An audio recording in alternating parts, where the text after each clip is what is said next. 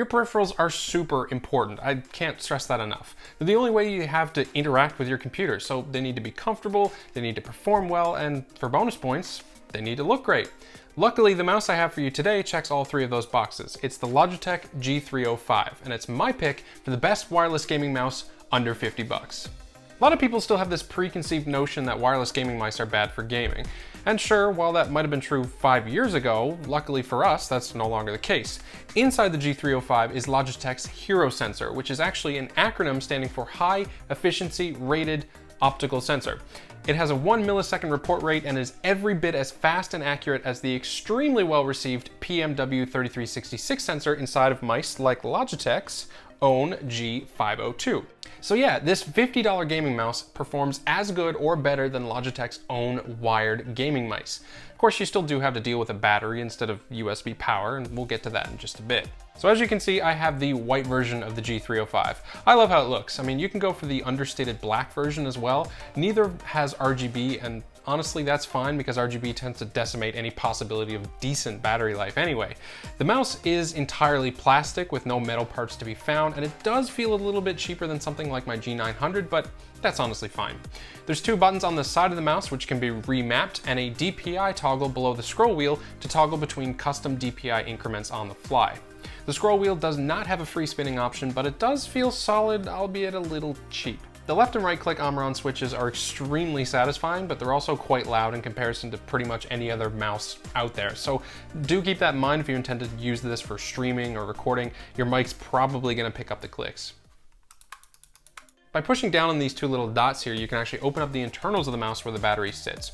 There's a spot for one AA battery here, which is included, as well as a spot for the USB dongle used to connect the mouse to the computer. Although it does have a bit of a simple and maybe even a cheap design, there's something really special about this mouse other than the near perfect wireless performance.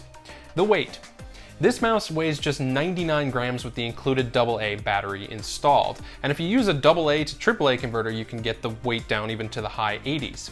The lighter the mouse, the easier and quicker you'll be able to start and stop movements. So a lot of people, myself included, prefer a light mouse to a heavy mouse to be more accurate when gaming. Compared to my G900, which weighs 107 grams, the G305 actually feels much lighter, and yes, you can definitely feel the difference, especially in FPS games. The battery life in this thing is honestly phenomenal. My old G900 wouldn't last more than like 30 hours of gameplay or something like that with its internal battery, but according to Logitech, this one actually lasts upwards of 250 hours. I haven't used it for that long yet, but according to the community, they can easily achieve up to 3 months on it with performance mode turned on. The Logitech app used for pretty much all of Logitech's gaming hardware has always been pretty decent. I mean, in the G305's case, that stays the same. Given that there's not a whole lot going on with this mouse, there's no RGB or anything like that, it feels a little bare in there, but it stays simple and it gives you control over what you need.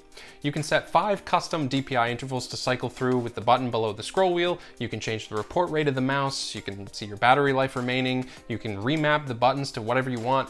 You can even make it game specific. So if I wanted to map the mouse's back button to the melee button in Overwatch, it'll let me do that, and then it'll go right back to being the regular back button default in any other program. Neat.